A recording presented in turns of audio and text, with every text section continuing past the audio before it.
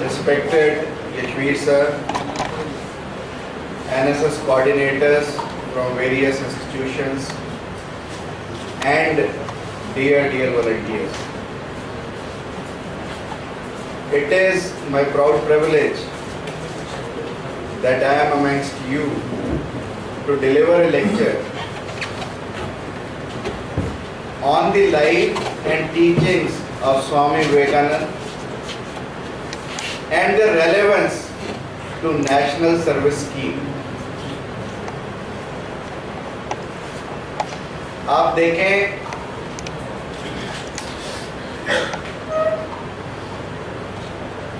कि मैंने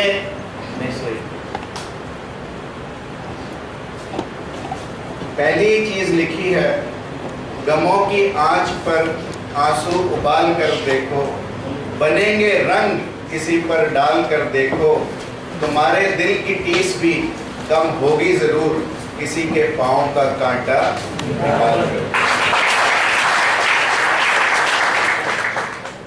आज समय बदल रहा है और समय इतना बदल चुका है कि मैं स्वामी विवेकानंद पर आने से पहले आपको कुछ उदाहरण देना चाहूँगा कि मैं ये चर्चा क्यों कर रहा हूँ। आज हम क्यों कहते हैं कि स्वामी विवेकानंद की बातों की कोई रेलेवेंस है। इसलिए कहता हूँ, यदि आप पहली पिक्चर देखें तो ये क्वीन एलिजाबेथ की है। क्वीन एलिजाबेथ ने अपना अपना शौक हर व्यक्ति को होता है, अपने जीवन में 45 लाख पाउंड जो आज 37 करोड़ के बराबर होते हैं कि स्टैम्प्स, टिकटें, डाक टिकटें सिर्फ कलेक्ट की, और 37 करोड़ से आप समझ सकते हैं कि हम कितने भूखे पेट इस हिंदुस्तान में भर सकते हैं। परंतु क्वीन तो क्वीन है, उसने इतना पैसा सिर्फ अपने एक शौक को पूरा करने के लिए खर्च किया। नवाब महावन खान, ये हिंदुस्तान के नवाब, इन्हें कुत्ते रखने का शौक है। 2500 कुत्ते इस व्यक्ति ने अपने महल में रखे और कहते हैं कि उनका खर्च 25,000 व्यक्तियों को रोज खाना देने के बराबर था। ये महाराजा खांडेराव गायकवाड़ है, इनको एक अलग ही शौक है। इन्होंने अपने जीवन काल में 82 कबूतर कबूतरियों की शादी कराई और उन पर उस समय में 82 लाख रुपए खर्च किए। उस समय के 82 लाख आप सोच सकते हैं कि कितने महत्वपूर्ण रहे होंगे, कितने कीमती रहे होंगे। महाराजा पटियाला का नाम आप सबने सुना है। इस आदमी ने अपना पर्सनल खाना बनाने के लिए 142 रसोइये रखे हुए थे। कोई कम नहीं होते 142 रसोइये। एक तरफ ये भी कह सकते हैं हम कि इसने लोगों को जॉब भी दी है, परंतु ऐसा नहीं है। ये सिर्फ उसका पेट भरने के लिए है। परंतु हमारे देश के उन लाखों करोड़ों भूखे पेटों का क्या होगा जो स्वयं सूखा आटा थोड़ा सा पानी डालकर गीले आटे की रोटी खाते, उसको पका भी नहीं पाते। परंतु इस व्यक्ति का शौक है कि इसने 142 को अपना शौक पूरा करने के लिए रखे। ये मैक्सिमस ऑफ रोम है। मेरे को लगता है मैक्सिमम वर्ड भी शायद मैक्सिमस ऑफ रोम से निकला हो। इस व्यक्ति ने तो अति कर दी। रोज 100 गिलास शराब और 18 किलो नॉन वेज डाइट जब तक खा नहीं लेता था, इस व्यक्ति को नींद नहीं आती। ये रॉबर्ट ऑफ ब्रिटेन है। ये और भी बड़ा शहंशाह है जो 24 घंटे में से 9 घंटे सिर्फ नहाकर निकाल देता है।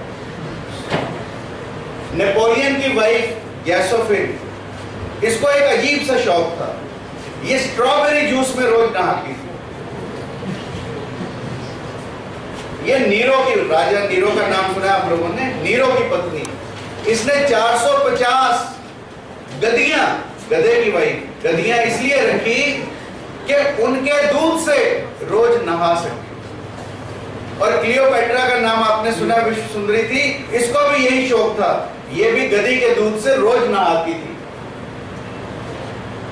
और हम क्या कहते हैं, हमारे यहाँ का भांग बसूड़ी सुरापान, उतर जाए प्रभात, नाम नशे में नान का, चढ़ी रहे दिन रात।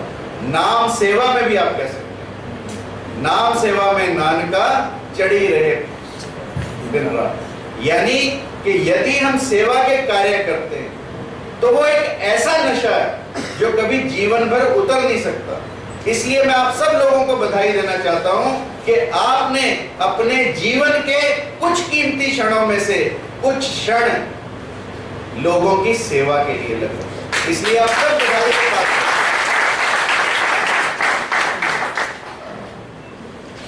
और स्वामी विवेकानंद के जीवन से हम क्या सीख सकते हैं? स्वामी विवेकानंद के जीवन से हमारे अंदर सेवा की भावना और जागृत कैसे हो सकती है? अरे पहली बात, सोच। हमारी सोच कैसी हो? सेवा का कार्य वही व्यक्ति कर सकता है जिसकी सोच सकारात्मक हो। नकारात्मक सोच का व्यक्ति कभी सेवा के कार्य कर ही नहीं सकता। और स्वामी विवेकानंद के बारे में कहते हैं, जब उनके पिता का देहांत हुआ तो उनके घर में खाने को रोटी नहीं थी। स्वामी रामकृष्ण परमहंस के पास गए, कहने लगे कि तुम कहते हो माता सब कुछ देती है, क्या माता मेरा पेट भी भर सकती है? तो स्वामी विवेकानंद ने कहा कि तुम स्वयं क्यों नहीं जाते, जाओ और माँ से पूछ लो, पीछे तो बैठी है। स्वामी विवेकानंद माँ के मंदिर में गए, माँ की जोत जलाई, माँ ने दर्शन दिए, परंतु माँ से कुछ मांग नहीं पाए। पेट में भूख है फिर भी माँ से कुछ मांग नहीं पाए। वापस आए, रामकृष्ण परमहंस ने कहा कि आपने कुछ मांगा? कहने लगे मांगने का कुछ मन ही नहीं किया। कहा दोबारा जा, घर में भूख है, माँ को बोल के रोटी दे। दोबारा गए, फिर माँ के दर्शन किए, तृप्त हो गए, फिर कुछ नहीं मांगा। तीसरी बार गए, फिर माँ के दर्शन किए और सिर्फ इतना ही कहा कि माँ मुझे भक्ति दो, मुझे शक्ति दो, मुझे वैराग्य दो, मुझे लोगों की सेवा करने का मौका दो। एक सोच मैंने शुरू की स्लाइड्स के माध्यम से आपको दिखाई कि लोग कितना व्यय करते हैं अपने शौक पूरा करने के लिए, और एक तरफ व्यक्ति जो भूखा मर रहा है उसकी सोच फिर भी यही है कि माँ उसे ये आशीर्वाद दे कि इस देश का कोई भी व्यक्ति भूखा न रहे, इस देश के वासियों की सेवा करने के लिए माँ उसे शक्ति। इसलिए स्वामी विवेकानंद को याद करना आज नितांत आवश्यक है। दूसरा, जब भी हम सेवा के कार्य करते हैं उसके लिए हमें निर्भीकता चाहिए। डरपोक आदमी कभी सेवा के कार्य नहीं कर सकता, साहस चाहिए उसके लिए। और स्वामी विवेकानंद का यदि आप जीवन देखें तो साहस भरा था। स्वामी विवेकानंद पड़ोस के पेड़ पर ऐसे ही चढ़ जाते थे, उसके ऊपर फल फ्रूट लगते थे, तोड़ लाते थे, पड़ोसी उनसे परेशान था। एक दिन पड़ोसी ने एक तरकीब निकाली कि बच्चों को डरा लिया जाए और बच्चों को यह कहा जाए कि इस पेड़ पर ब्रह्म राक्षस है, तुम इस पर चढ़ो मत। सब बच्चे डर गए, पर स्वामी विवेकानंद नहीं डरे। उन्होंने उस पेड़ पर जाकर कहा कि यहाँ पर कोई ब्रह्म राक्षस नहीं। यानी साहस था। बचपन में ही, छोटे होते हुए, जब स्कूल के छात्र थे तब भी ब्रह्म राक्षस जैसी नाम या भूत जिसे भी हम कहें, उससे लोहा लेने की ताकत थी। तो यदि हम अपने मन को, अपने अंतस को मजबूत कर लें तो शायद हम भी सेवा के कार्य और गति से कर सकते हैं। आप सोचो गांधी जी के बारे में, एक व्यक्ति, एक ही लंगोटी, एक ही धोती, एक सोटी, और उसके साथ पूरे का पूरा उस साम्राज्य के सामने खड़ा हुआ जिस साम्राज्य में कभी सूर्य अस्त नहीं होता। इसलिए जब भी हम कभी सेवा की बात करें, जब भी कभी हम त्याग की बात करें, कभी जब भी हम देश सेवा की बात करें, समाज सेवा की बात करें, तो अपने अंतस को मजबूत करना नितांत आवश्यक है। मिटा सके हमें जमाने में दम नहीं, हमसे है जमाना।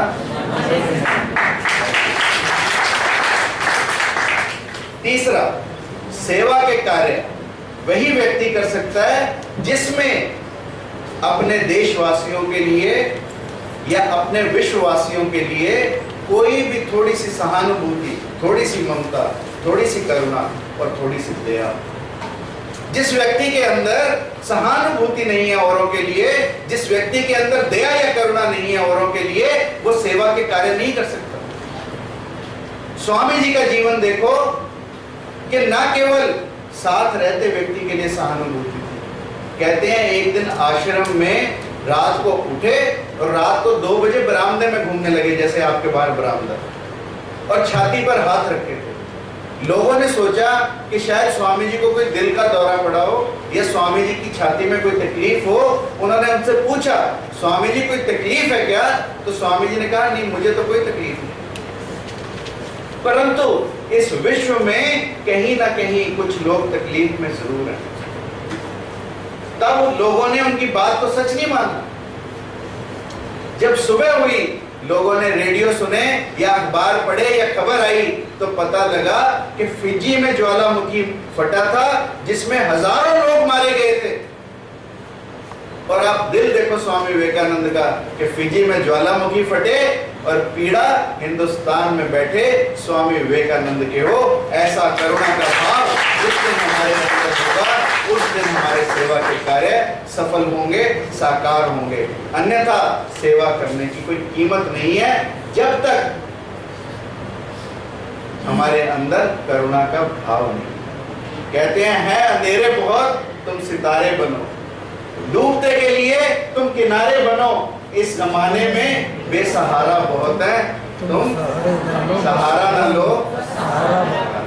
Thank you very much. अब चौथी बात करता हूं संकल्प की, desire and determination.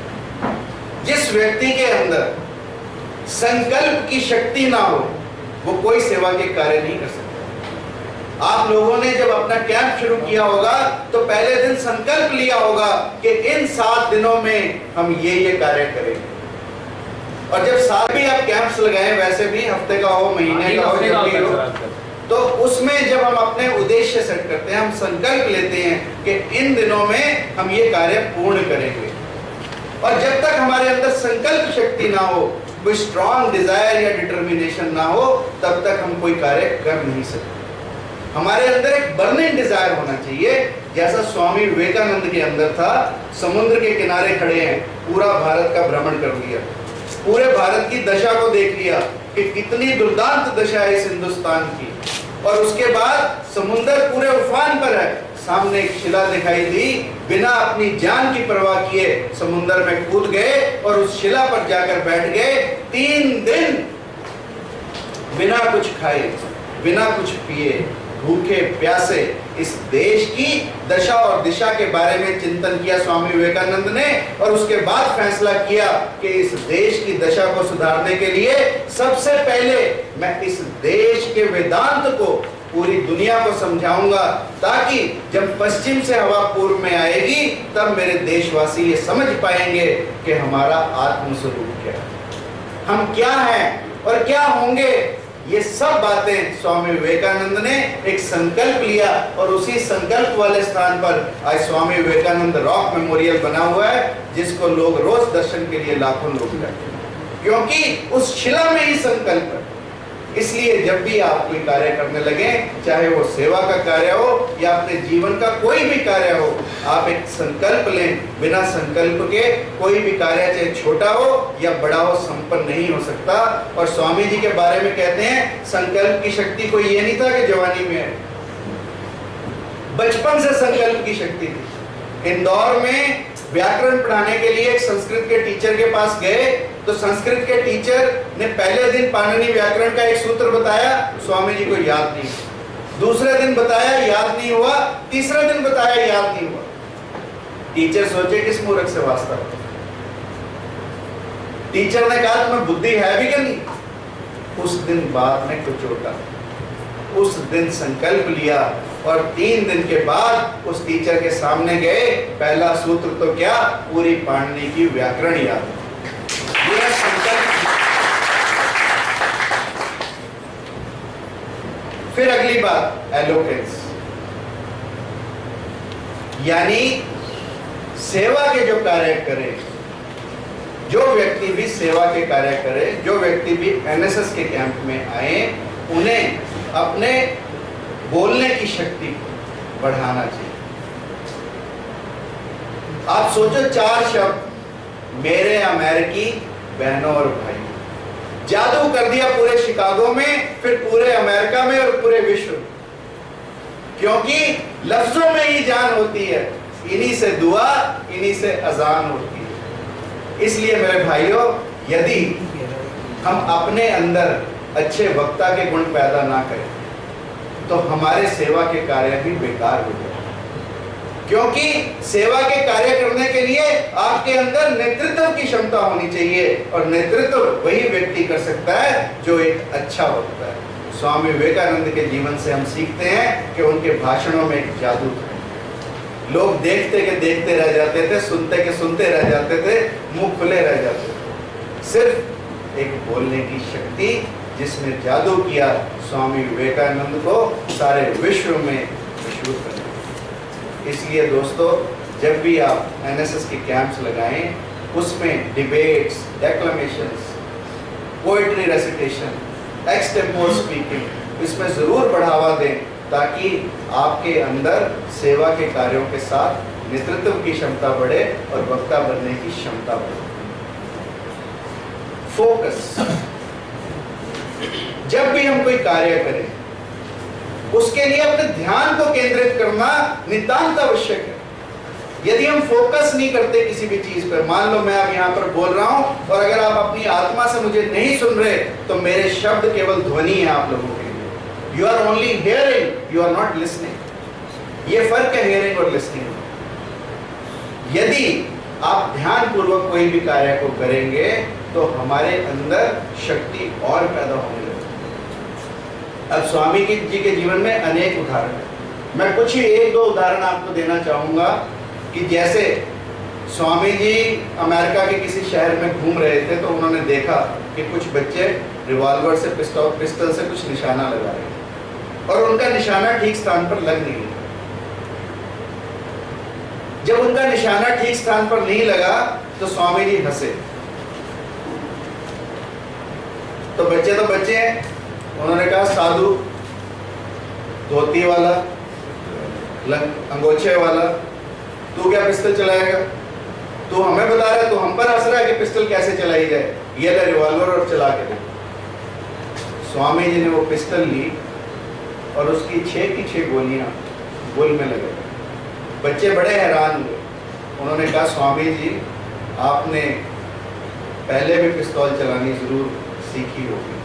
Swami ji ने कहा कि मैंने जीवन में पहली बार पिस्तौल को हाथ लगाया। और यदि उन बच्चों ने कहा कि फिर ये कैसे संभव हुआ, तो स्वामी जी ने कहा कि एक ही चीज़ है जो असंभव को संभव कर सकती है, वह है हमारी एकाग्रता। मैं आपको एक और उदाहरण देता हूँ। सर्कस आप सब लोगों ने देखी है। रिंग मास्टर जाता है, 20 से 25 शेर होते हैं। एक रिंग मास्टर उन 25 शेरों को बिल्कुल भीरू बनाकर, बिल्कुल निर्बल बनाकर बिठा देता है। कभी आप लोगों ने सोचा ये कैसे संभव है? शेर जैसा प्राणी, क्या जाने वो आप और हम। और उस रिंग में तो 20 से ज्यादा शेर होते हैं। आप देखो, रिंग मास्टर शेर की मानसिकता पर काम करता है। रिंग मास्टर के पास न केवल कोड़ा होता है, परंतु जो स्टूल वहां पर पड़ा होता है वो उसे भी उठा लेता है और शेर के मुंह की तरफ उस स्टूल को करता है। होता क्या है स्टूल से? स्टूल की 4 टांगें। जैसे ही वो शेर की तरफ करता है, शेर को यह समझ में नहीं आती कि यहां फोकस करूं, यहां करूं, यहां करूं या यहां करूं। शेर का फोकस टूट जाता है और उसी के साथ शेर की सारी शक्ति समाप्त हो जाती है और वो जंगल का राजा एक रिंग मास्टर के काबू में, केवल एक जंगल का राजा नहीं, 20 जंगल के राजा उस शेर के, उस रिंग मास्टर के कब्जे में आए। ये है फोकस टूटने से। और यदि हमारे जीवन में भी हमारा फोकस टूटे, हमारा ध्यान टूटे, हमारी एकाग्रता टूटे, तो हमारा जीवन कभी सफल या सार्थक नहीं हो सकता। हमारा जीवन तभी सफल हो सकता है जब हम जिस कार्य को करें उसे पूर्ण एकाग्रता के साथ करें। और स्वामी जी के जीवन से सबसे बड़ा संदेश मिलता है। वो व्यक्ति जो सिर्फ ब्रिटानिका के पेज पलट के, ब्रिटानिका कितना बड़ा एनसाइक्लोपीडिया है, पेज पलट के उसके बाद पूछो कुछ भी स्वामी जी से, पेज नंबर भी बताएंगे, लाइन भी बताएंगे। ये एकाग्रता का फल है। और लोग हैरान होते थे उनकी इस एकाग्रता से। इतने उदाहरण मैंने दिए, सब एकाग्रता के। इसलिए मेरे प्यारे बच्चों, एकाग्रता से हम सब कुछ पा सकते हैं। यदि हम कोई भी काम एकाग्र होकर करें तो सफलता हमारे कदम चूमे। जनरस, दान की प्रवृत्ति, कुछ दूसरों को देने की शक्ति, कुछ दूसरों को देने की क्षमता जब तक हमारे अंदर ना हो, हम एक अच्छे एनएसएस वॉलंटियर नहीं हो सकते। और स्वामी जी का जीवन देखो, माँ बाप एक कीमती शॉल उनके लिए लेकर आते हैं, उसी समय घर में एक भिखमंगा आ जाता है, उसके तन पर कपड़े नहीं है, सर्दी का समय, स्वामी जी उसे देने लगते हैं, माँ बाप डांट लगाते हैं, स्वामी जी वहां से उठकर पीछे खिड़की से जाकर उस भिखारी को दे देते हैं, 10 साल की उम्र। यह है जेनरोसिटी। ऐसी जेनरोसिटी यदि हम दूसरे के दुख में अपने को दुखी समझें तभी ये संभव है। और स्वामी जी ने ये एक बार नहीं, जीवन में अनेकों बार की। ईमानदारी, honesty for the purpose and courage of conviction, ये दो ऐसी चीजें हैं, यदि हम इनका अपने जीवन में समावेश कर लें तो हमारे जीवन में क्रांति आने लगे। और स्वामी जी के मां ने कहा कि तू सब कुछ छोड़ सकता है, सत्य के लिए सब चीजों का त्याग किया जा सकता है, पर सत्य को किसी चीज के लिए त्याग नहीं किया जा सकता। इसलिए whatever we do in our life, honesty is very important। इसीलिए कहा है, साच बराबर तप नहीं, झूठ बराबर पाप, जाके हृदय साच है, ताके हृदय। Thank you. इनिशिएटिव, नई चीज सीखने की। जब हम कैंप्स लगाते हैं तो हम कोई ना कोई नया कार्य जरूर करें, कोई ना कोई नई पहल जरूर करें। अभी पिछले दिनों में बेटी बचाओ आंदोलन चला, एनएसएस के वॉलंटियर्स पूरे हरियाणा में सबने काम किया। हमने स्वामी विवेकानंद की शोभा यात्रा की, मुझे दादरी का मालूम नहीं, पर रोहतक में सभी कॉलेजेस के एनएसएस वॉलंटियर्स ने हमारे साथ शोभा यात्रा में हिस्सा लिया। हर चीज में पहल करते हैं एनएसएस के बच्चे, एनसीसी के बच्चे। इसलिए इनिशिएटिव तो आपके अंदर अपने आप आ जाता है जिस दिन आप अपने आप को एनएसएस का वॉलंटियर बनाते हैं। और स्वामी जी ने जीवन में क्या पहल की? स्वामी जी ने अनेकों पहल की। पहली बात तो जिन दिनों में कोई पश्चिम में जाता नहीं था, स्वामी जी पश्चिम में गए। जिन दिनों में कोई मठ बनाने के पैसे नहीं थे, उन दिनों में स्वामी जी ने कहा कि संगठन में सबसे बड़ी शक्ति है, हमें संगठित होना है, इसलिए रामकृष्ण मठ की स्थापना की। इसके अलावा वुमेन एम्पावरमेंट का काम उन्होंने भगनी निवेदिता के थ्रू किया। और सबसे बड़ी चीज कि खेलते खेलते ध्यान कैसे लगाया जाए, इसकी पहल स्वामी जी ने की। आपको सारे संत ध्यान लगाने की विधियां बता देंगे, परंतु जीवन में खेलते खेलते हम ध्यान कैसे लगाएं, इसकी विधि स्वामी जी ने दी, जिसकी चर्चा मैं आगे आप लोगों से करूंगा। अब सबसे बड़ी बात, आपका पहला वर्ड है नेशनल, राष्ट्रीय। और यदि आज भारत की दुर्दशा है तो वो इसलिए क्योंकि आज हमारे लिए हम पहले हैं और देश बाद में। परंतु स्वामी जी जैसे जीवन के लोगों के जीवन से यह संदेश मिलता है कि देश पहले, हम बाद में। और स्वामी जी के बारे में कहते हैं कि जब उन्होंने अपना पूरा एल्फी पहनकर वो अमेरिका में घूमते थे तो कुत्ते भी पीछे पड़ जाते थे, क्योंकि उन्होंने भी वैसा चोगा कभी देखा नहीं था। वहां के लोग, बच्चे पीछे पीछे भागते थे हुई करके। तो किसी ने स्वामी जी को सलाह दी कि स्वामी जी आप अपना ये वेश बदल क्यों नहीं लेते? तो स्वामी जी ने कहा ठीक है, मैं बदल लूंगा, क्योंकि उससे मेरा कोई स्वामी बने पे थोड़ी फर्क पड़ने वाला है। अच्छा संत वही है जिसको भेष या रुद्राक्ष से कोई फर्क नहीं पड़ता। तो स्वामी जी उनकी बात मान गए। स्वामी जी ने पूरे कपड़े, आप देखेंगे पूरा परिधान अपना बदल दिया। जब पूरा परिधान बदला तो उनके अंग्रेज मित्र कहने लगे जब स्वामी जी सब कुछ बदल दिया तो सिर पर हैट भी रख लें। तो स्वामी जी ने एक बात कही जो आप सबके लिए महत्वपूर्ण है। स्वामी जी ने कहा कि मस्तक पर तो मेरा हिंदुस्तान रहेगा, इसलिए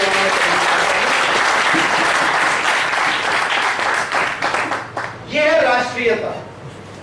ऐसी राष्ट्रीयता जब तक हमारे अंदर जागृत नहीं होगी तब तक हम कोई भी कार्य कर नहीं सकते। इसलिए देश पहले सब कुछ बाद में, ऐसा हमें करना है। और जैसा भगत सिंह ने कहा कि दिल से निकलेगी न मर के भी मेरे वतन की उल्फत, माटी मेरी मिट्टी से भी खुशबुए वतन आएगी। मतलब यदि मैं मर भी जाऊंगा तो मेरी मिट्टी से भी वतन की खुशबू आएगी। ऐसी राष्ट्रीयता हमारे अंदर कूट कूट कर भरी होनी चाहिए। उसे कहते हैं जिंगोइस्टिक, ओवरली नेशनलिस्टिक। राष्ट्रीयता हमारे रोम रोम में हो, ऐसा हमारा जीवन हो, तभी हम आगे की बात कर सकते हैं। नॉलेज, ज्ञान। आज हम सबके पास इंफॉर्मेशन बहुत, यहाँ बैठे बैठे आप लोगों के मोबाइल पे, आपके लैपटॉप पे, आपके आईपैड पे पता नहीं पूरी देश दुनिया की इंफॉर्मेशन आ रही है। बट वो केवल इंफॉर्मेशन, वो ज्ञान ही। इंफॉर्मेशन ज्ञान कब बनती है? इंफॉर्मेशन ज्ञान तब बनती है जब हम उस इंफॉर्मेशन के अंदर वैल्यूज डाल देते हैं, मॉरल्स डाल देते हैं, उसके अंदर हम अपने नैतिक मूल्य डाल देते हैं, तब वो नॉलेज बनती है। और स्वामी विवेकानंद ज्ञान से परिपूर्ण थे। अनेकों उदाहरण उनके जीवन में है। 1897 में इस व्यक्ति ने कहा था कि 50 साल के अंदर हिंदुस्तान आजाद हो जाएगा, और हम सब इस बात के गवाह हैं। 1897 जमा 50, 1947 के अंदर देश आजाद हुआ। स्वामी जी ने कहा कि हिंदुस्तान आजाद होने के बाद फिर भौतिकता को अपनाएगा। और आज आप देख सकते हैं कि पूरे देश में भौतिकता का वातावरण है। हम भूल चुके हैं अपनी संस्कृति को, अपनी सभ्यता को, अपने संस्कारों को। स्वामी जी ने कहा कि लेबर रेवोल्यूशन सबसे पहले रशिया में होगा। कार्ल मार्क्स जो लेबर रेवोल्यूशन का जन्मदाता था वो जर्मनी में था। फिर भी स्वामी जी ने कहा कि लेबर रेवोल्यूशन सबसे पहले रशिया में होगा। एंड इतिहास गवाह है कि 1912 में रशिया में लेबर रेवोल्यूशन हुआ और जार का साम्राज्य समाप्त हुआ। यह था उस व्यक्ति का ज्ञान और सूझबूझ। और उन्होंने आगे बात कही कि आजादी के बाद चाइना हिंदुस्तान पर अटैक करेगा। और इतिहास गवाह है इस बात का कि 1962 में चीन ने भारत पर आक्रमण किया।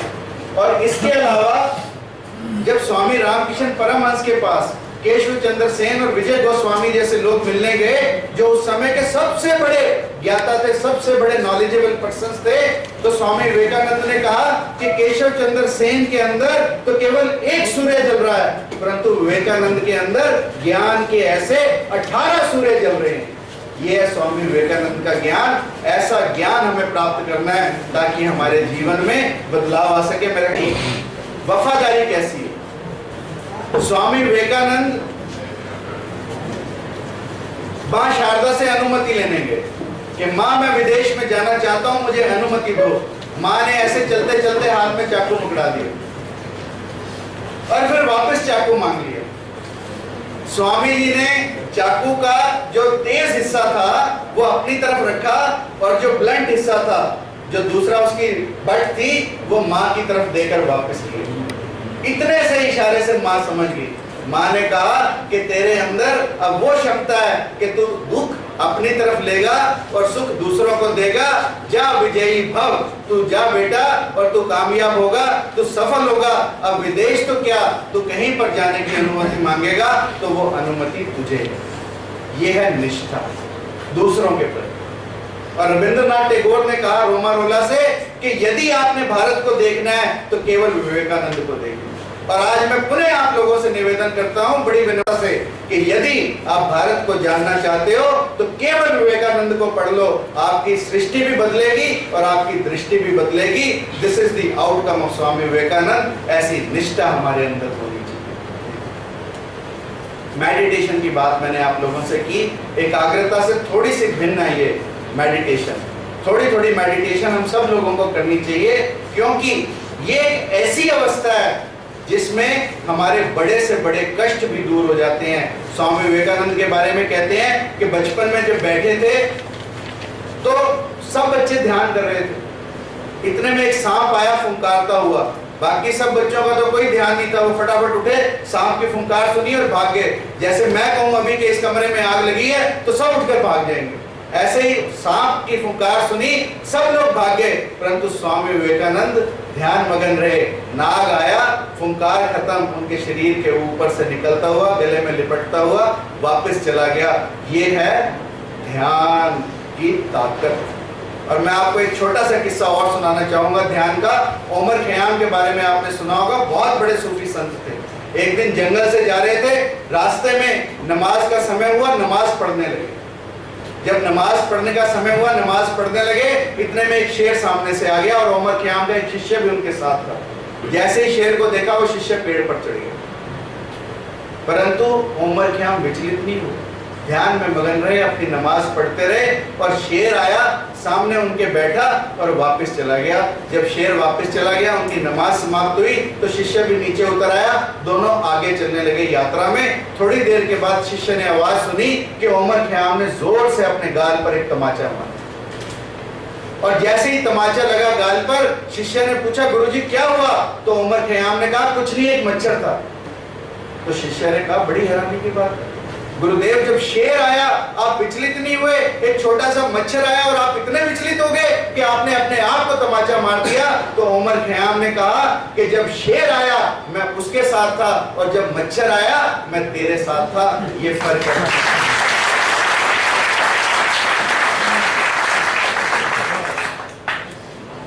इसलिए अपने आप में थोड़ा थोड़ा मेडिटेट करना लाइफ में बड़ा इंपॉर्टेंट है। और आप लोग यंग हैं, आप अपने लिए समय निकाल सकते हैं, थोड़ा सा मेडिटेशन, थोड़ा सा विवेकानंद के जीवन से सीख कर हम ध्यान लगाएं, तो हमारे जीवन में भी कुछ ना कुछ नई क्रांति आएगी जरूर। नोबल, अनूठे थे, ऐसा संत आपको देश दुनिया में देखने को नहीं मिलेगा जिनसे लोग आध्यात्मिकता की बात करें और वो भूखे पेटों की बात करें।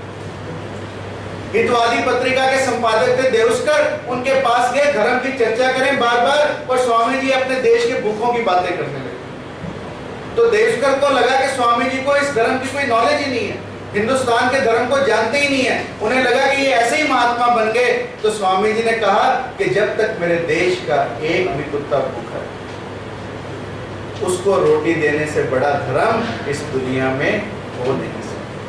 इसलिए स्वामी विवेकानंद को मैं अनूठा कहता हूं, क्योंकि उनकी पहल अनूठी थी। और इसलिए मैं कहता हूं, अंधेरे पर क्यों जलाएं, अच्छा हो एक दीपक जलाएं। कौन कहता है अंधेरा घना है, दीपक जलाना कहां है। इसलिए हमें पहल करनी चाहिए, अनूठी करनी चाहिए, और लोगों से अलग करनी चाहिए, तब हमारे जीवन में बदलाव आएगा। अपॉर्चुनिटी, अवसर हमारी जिंदगी में सब में आते हैं, परंतु उन अवसरों को पकड़ता कौन है, उस अपॉर्चुनिटी पर फायदा कौन उठाता है, उस अपॉर्चुनिटी को कैपिटलाइज कौन करता है, ये बड़ा इंपॉर्टेंट है लाइफ में। और ये अवसर हमारे जीवन में सबको मिलते हैं, परंतु उन अवसरों को कौन पकड़ता है, ये बड़ा इंपॉर्टेंट है। स्वामी जी के जीवन में आप देखो एक छोटा सा वाक्य, प्रोफेसर हेस्टी थे कलकत्ता में, और वो उन्हें वर्ड्सवर्थ की कविता पढ़ा रहे थे। वर्ड्सवर्थ की कविता पढ़ाते हुए उन्होंने कहा कि वर्ड्सवर्थ जब कविता लिखते थे तो उनकी भाव समाधि लग जाती थी, और ऐसी ही भाव समाधि बेलूर मठ में, दक्षिणेश्वर में स्वामी रामकृष्ण परमहंस को लगती है। इतनी सी बात सुनना प्रोफेसर हेस्टी के मुंह से कि रामकृष्ण परमहंस को भाव समाधि लगती है, विवेकानंद चल दिए रामकृष्ण परमहंस की खोज में, और उसके बाद क्या हुआ आप सब परिचित हैं। इसलिए जीवन में जब भी कोई वाक्य सुनने को मिले, जब भी कोई अवसर मिले, उस अवसर को हमें कैपिटलाइज करना चाहिए। ये हम स्वामी विवेकानंद के जीवन से सीखते हैं, और सेवा के कार्य से बड़ा सुअवसर जीवन में कोई हो नहीं सकता। इसलिए आप लोग सेवा के कार्यों में लगे, इस अवसर का फायदा उठाएं। जो भी आपका कैंप हो, जो भी आपका सेमिनार हो, उसका अपने जीवन में यदि हम लाभ उठाएंगे तो हमारा जीवन बदलेगा।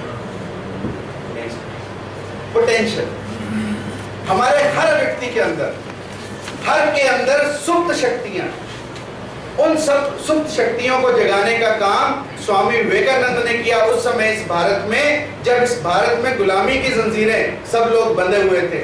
लोग ये मान चुके थे कि हम दुर्बल हैं, लोग ये मान चुके थे कि हम अंग्रेजों से नीचे हैं। उस समय स्वामी जी ने आह्वान किया कि अपनी सुप्त शक्तियों को जागृत करें, और सुप्त शक्तियां हम सब के अंदर है। आप देखें आइंस्टीन, जिसको हम इस सदी का सबसे बड़ा विद्वान मानते हैं, केवल उसका 1/10 ऑफ मस्तिष्क, मस्तिष्क का 1/10वां हिस्सा प्रयोग में आया और किसी व्यक्ति का 1/10 से बड़ा भी इसका मतलब नहीं आया। तो आप सोच सकते हैं कि हमारे मस्तिष्क की कितनी शक्ति है। मैं अक्सर एक उदाहरण देता हूं कि तोते कैसे पकड़े जाते हैं। आप तोते की मानसिकता देखें। तोता पकड़ने के लिए कोई जाल या पिंजरा या कोई गोली नहीं चलाई जाती। तोता पकड़ने के लिए तोता पकड़ने वाले 2 पेड़ों के बीच में एक रस्सी बांध देते और उस रस्सी के ऊपर छोटी छोटी गिट्टियां लगा देते। तोता आता है, उस गिट्टी पर बैठता है और उसके वजह से गिट्टी उल्टी घूम जाती है, तोता उल्टा लटक जाता है। अब जब वो उल्टा लटकता है ऊपर, नीचे देखता है धरती, तो वो भय से अपनी शक्ति भूल जाता है कि वो उड़ सकता है। वो जितना नीचे देखता है उतना जोर से उस लकड़ी को और पकड़ लेता है और शिकारी आता है, बड़े आराम से तोते को उतारता है और ले जाता है। क्यों? क्योंकि तोता भूल गया कि उसके अंदर उड़ने की क्षमता है। आप सब में भी उड़ने की क्षमता है। आप सबके अंदर सुप्त शक्तियां हैं, केवल याद करने की आवश्यकता है उस इस देश के महान संत स्वामी विवेकानंद को, जिसने आह्वान किया कि इस देश की सुप्त शक्तियों को जागृत करने का बीड़ा उठाया और पश्चिम में जाकर आवाज लगाई कि ये मेरे भारतवासियों, उठो, जागो और लक्ष्य की प्राप्ति तक रुको मत। Next, quality relationship building. एक वॉलंटियर के अंदर रिलेशनशिप्स बनाने की क्षमता होनी चाहिए। स्वामी जी के जीवन में देखो, छोटे से छोटे व्यक्ति से मैंने अनेक उदाहरण दिए हैं यहाँ पर कि स्वामी जी ने अपने जीवन से छोटे छोटे लोगों को भी अपना साथी बनाया। जाति के बंधनों को तोड़ने की शुरुआत स्वामी विवेकानंद ने इस देश में की। उनके पिता बहुत बड़े वकील थे और उनके घर में अनेकों हुक्के रखे रहते थे, हर जात के लिए अलग हुक्का। स्वामी विवेकानंद बड़े अचंभित हुए कि हमारे घर में इतने हुक्के क्यों रखे गए हैं। एक दिन सुबह गए बैठक में और सब हुक्कों को अलग अलग से सूटा मारने लगे। पिता ने कहा, ये क्या कर रहे हो? उन्होंने कहा, मैं देखना चाहता हूँ कि स्वर्णों के हुक्के का स्वाद अलग है या निम्न के हर जाति के हुक्के क्यों आपने अलग रखे हैं जब स्वाद सबका एक है। तो इसलिए हमें जात पात से ऊपर उठकर, वर्ण व्यवस्था से ऊपर उठकर अपनी रिलेशनशिप्स को बढ़ाना चाहिए। ये सीखते हैं स्वामी विवेकानंद के जीवन से। रिस्पॉन्सिबिलिटी, उत्तरदायित्व। आज यदि कोई व्यक्ति किसी भी पोस्ट पर हो, यदि वो अपने उत्तरदायित्व को निभाए, यदि आप स्टूडेंट हैं अपने उत्तरदायित्व को निभाएं, टीचर अपने उत्तरदायित्व को निभाए, तो ये देश बदलने लगेगा। प्रॉब्लम ये है इस देश में कि हम अपने अधिकारों की तो बात करते हैं, अपनी ड्यूटीज की कोई बात नहीं करते। स्वामी विवेकानंद ने, आप देखो उनके जीवन के अनेक उदाहरण हैं जब उन्होंने पूरी जिम्मेवारी से काम किया। एक दिन के बच्चे मिलकर कहीं खंबा लगा रहे थे, वो खंबा उनसे लग नहीं रहा था, तो एक अंग्रेज पास से जा रहा था। वो अंग्रेज पास से खंबा लगाने में उनकी मदद करने लगा, तो वो खंबा अंग्रेज के सिर पर गिरा, उसके सिर पर चोट आई। सब लोग डर गए, खून देखकर भागने लगे, परंतु स्वामी विवेकानंद ने अपनी कमीज फाड़ी, उसके सिर पर बांधी, उसको अस्पताल तक छोड़कर आए। ये है रिस्पॉन्सिबिलिटी, ये है उत्तरदायित्व। Taking everything to a logical conclusion is the responsibility, और वो स्वामी विवेकानंद के अंदर थी। और एज एनएसएस वॉलंटियर यदि आप भी अपने उत्तरदायित्व को पूर्ण रूप से निभाएंगे तो इस देश की दशा भी बदलेगी, इस देश की तस्वीर भी बदलेगी। इसलिए स्वामी विवेकानंद के जीवन से हम सीखते हैं कि हम अपने उत्तरदायित्व को कैसे निभाएं। Self esteem and next is self restraint. Self esteem, क्योंकि समिति के अंदर कुछ ना कुछ सेल्फ रिस्ट्रेन होना चाहिए। प्रलोभन बहुत है आसपास। टीचर्स के लिए प्रलोभन है ट्यूशंस का, बच्चों के लिए प्रलोभन है कोचिंग्स का। हर तरह के प्रलोभन इस दुनिया में विद्यमान है। उन प्रलोभनों के बावजूद यदि हम अपने ऊपर कुछ नियंत्रण रख पाए, वो हम स्वामी जी के जीवन से सीखते हैं। कहते हैं खेतड़ी नरेश ने एक भव्य आयोजन किया स्वामी जी के स्वागत के लिए, और जब राजा कोई आयोजन करे तो वो क्या करता है? वैश्याएं नचाएगा। उसने भी एक वैश्या को बुलाया और उसको तैयारी कर दी नाचने की। स्वामी जी को जब पता लगा कि इस समारोह में किसी वैश्या ने नाचना है, तो स्वामी जी ऊपर के कमरे में चले गए। अब वैश्या बड़ी दुखी हुई, उसको लगा कि तू इतनी अच्छी नर्तिका और स्वामी जी तेरा नृत्य ना देखें। परंतु स्वामी जी के अंदर सन्यासी का भाव था, वो उस नृत्य को देखना नहीं चाहते थे, इसलिए ऊपर चले गए। तो वैश्य ने एक बहुत ही अच्छा भजन गाया, प्रभु जी मेरे अवगुण चितना धरो, समदर्शी है नाम तुम्हारा, चाहे तो पार करो, एक लोहा पूजा में राखत, एक घर बदिर धरो, पारस भेद पारस गुण अवगुण नहीं जानत, दोनों कंचन कर। कि पारस भेद नहीं जानता उस लोहे में कि वो लोहा बधिर के घर में रखा है, कसाई के घर में रखा है, या वो लोहा किसी पूजा के घर में रखा है। जैसे पारस भेद नहीं करता, तो स्वामी जी आप क्यों भेद करते हैं? मेरे अंदर भी वही आत्मा है जो आपके अंदर है। उस दिन स्वामी जी के अंतर चक्षु जागे और एक वैश्य ने उस स्वामी को, उस नरेंद्र को विवेकानंद बना दिया। इसलिए अपने अंतर चक्षुओं को जगाना, अपनी अंतर्दृष्टि को जगाना नितांत आवश्यक है, और सबके प्रति समदर्शिता का भाव रखना भी उतना ही आवश्यक है। ये सीखते हैं हम स्वामी विवेकानंद के जीवन से, जिन्होंने सेल्फ रिस्ट्रेन के चलते अपने अपने जीवन को संभाला। आप सोचो कितने प्रलोभन थे।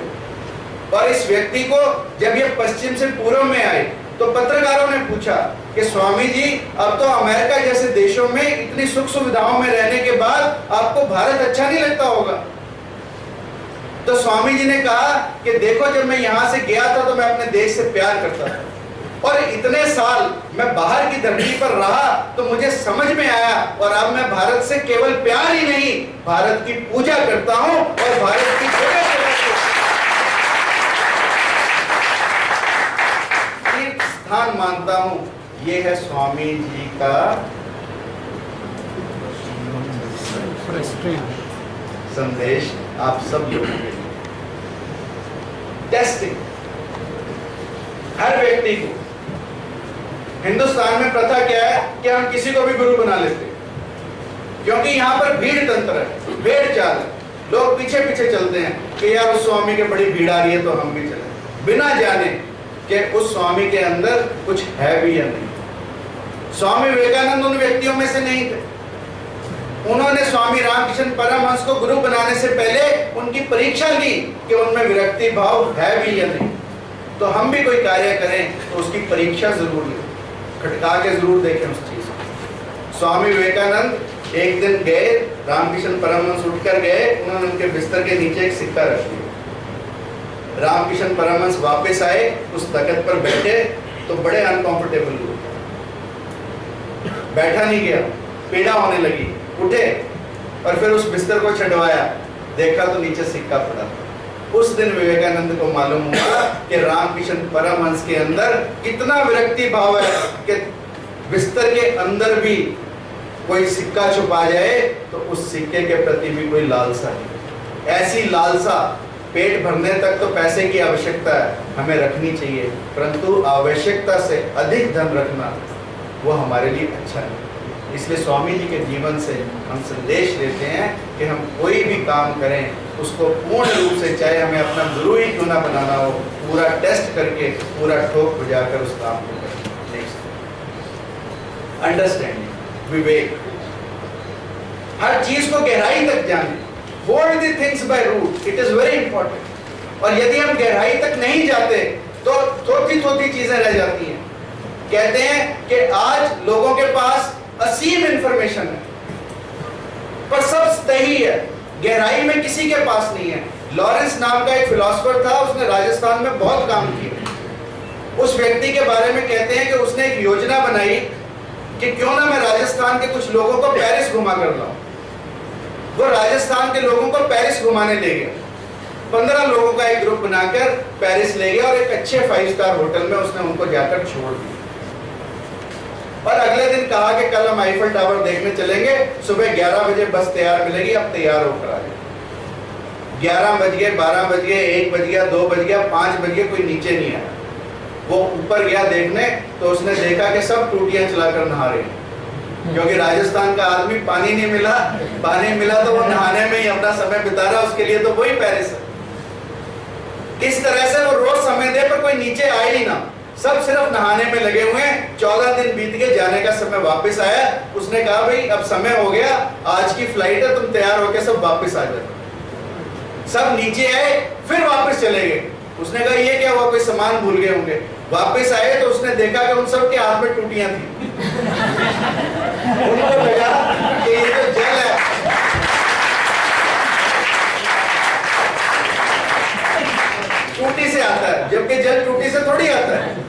एक माध्यम है। इस तरह से हमारा जो ज्ञान है वो उस टूटी की तरह नहीं होना चाहिए, ज्ञान गहराई का होना चाहिए।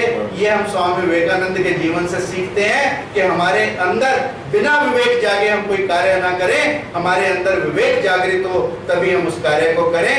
यदि आत्मा हमारी आवाज दे उस कार्य को करें, यदि आत्मा आवाज ना दे चाहे कितना ही गलत कार्य हो हम नहीं करें। Next, vision. स्वामी विवेकानंद का इस देश के लिए विजन था जो जाति और वर्ण व्यवस्था से ऊपर था। चरमकार के घर में खाना खाया, हरिजन का हुक्का पिया, पंचमा के घर का पानी पिया।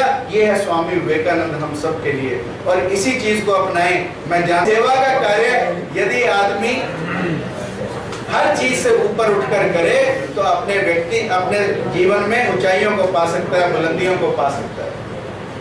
विजडम, हमारे अंदर कैसा विजडम?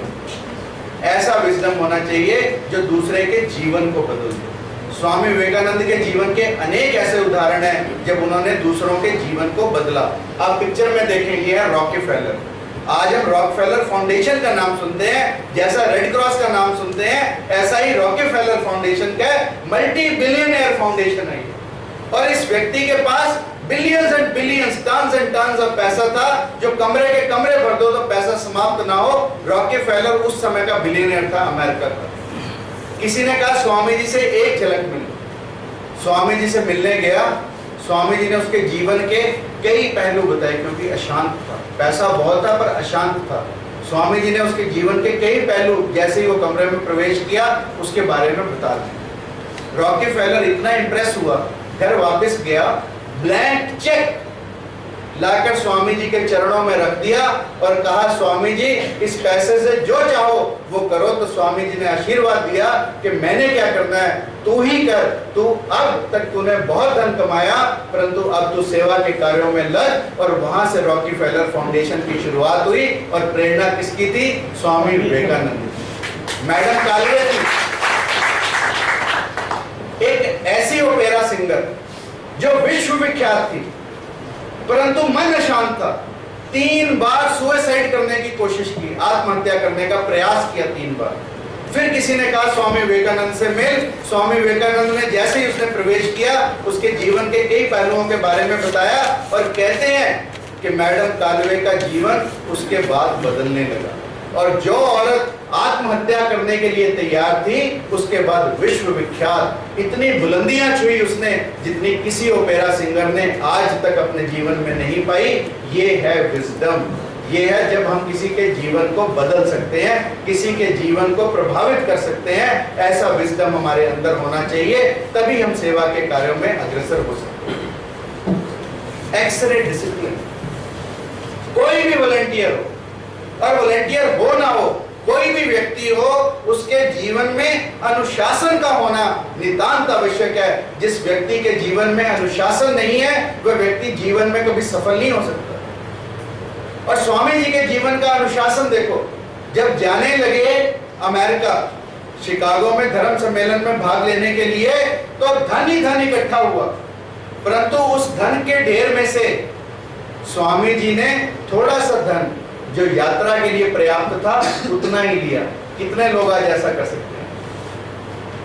आज हम धन बटोरना तो जानते हैं पर उस बटोरे धन में से किसी को देना नहीं जानते। इसलिए अनुशासन की यदि उत्कृष्ट चीज आप देखना चाहते हैं तो स्वामी विवेकानंद के जीवन से, ईमानदारी यदि आप अपनी ऊंचाइयों पर बुलंदियों पर देखना चाहते हैं तो स्वामी विवेकानंद के जीवन से, जिन्होंने विश्व यात्रा के लिए जितना धन पर्याप्त था धन के ढेर में से केवल उतना ही धन लिया। यील्ड, अर्पण करना अपने जीवन। नरेंद्र ने अपने जीवन को अर्पित कर दिया बिना सोचे समझे स्वामी रामकृष्ण परमहंस के चरणों में, ताकि, और अक्सर कहा करते थे जितनी मेरी खूबियां हैं वो सब रामकृष्ण परमहंस की हैं और जितनी वो बुराइयां मेरे अंदर वो सब मेरी हैं। ऐसा भाव किस व्यक्ति में हो सकता है? जो व्यक्ति तेरा तुझको अर्पण की भावना से कार्य करे। हम कुछ भी कार्य करें, गीता में भगवान कृष्ण ने कहा है कि मेरी मर्जी के बिना पत्ता भी नहीं हिल सकता।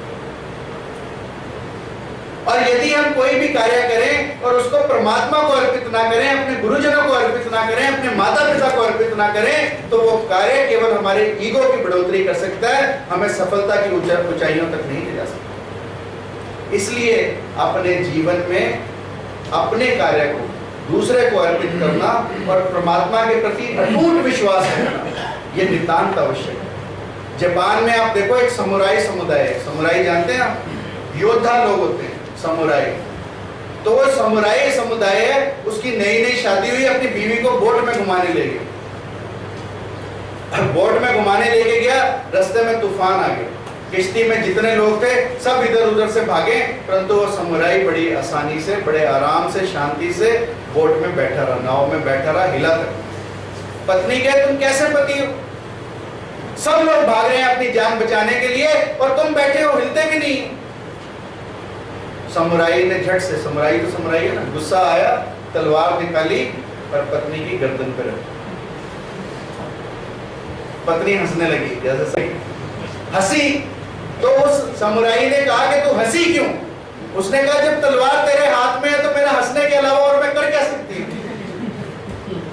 तलवार तेरे हाथ में है तो मैं क्यों ना हंसूं? तो उसने कहा कि जब तू इतनी सी बात समझती है तो थोड़ी बात और समझ, जब डोर उसके हाथ में है तो मैं अशांत क्यों हूं?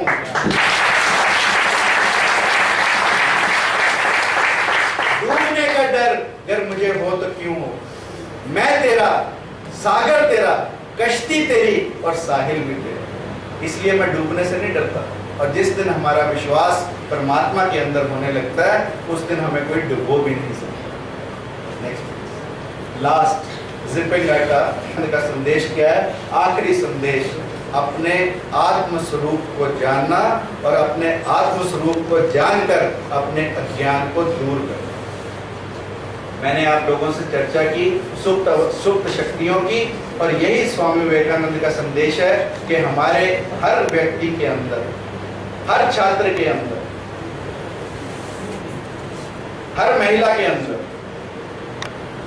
रानी की झांसी बनने की क्षमता है, सावित्री बनने की क्षमता है, दमयंती बनने की क्षमता है, अनुसुईया बनने की क्षमता है। परंतु करना क्या है? अपने आत्म स्वरूप को जानना। और जिस दिन हम अपने आत्म स्वरूप को जानेंगे, उस दिन हमारा जीवन बदलने लगेगा। और स्वयं सेवकों के लिए ये बहुत ही आवश्यक है कि वो अपने आत्म स्वरूप को जाने, अपने अंतस को जाने, अपने अंदर छिपी हुई शक्तियों को जाने, तो उनका जीवन बदलने लगेगा। और ये स्वामी जी का संदेश है, जमीन से जुड़ो। अनेक उदाहरण है, समय की कमी। I go ahead with the last slide. इम्तिहानों से ना घबराना चाहिए। आप जोर से पढ़ेंगे तो मुझे अच्छा लगेगा, मुझे लगेगा मैंने कुछ किया।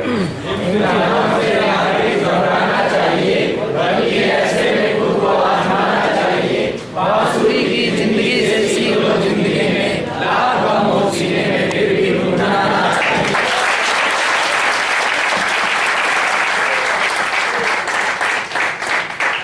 With these words, thank you very much for listening to me so patiently, so carefully, and so getting involved with me that we could deliver a message about Swami Vivekananda. And now I hope